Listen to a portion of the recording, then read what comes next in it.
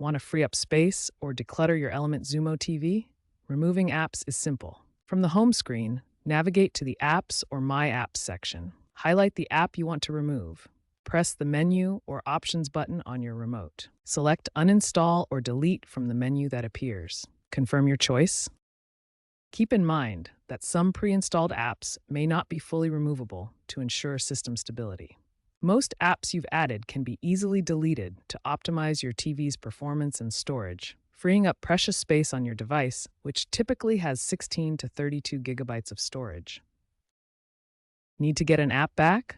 Reinstalling is just as easy. Go to the Google Play Store or Xumo App Store on your home screen.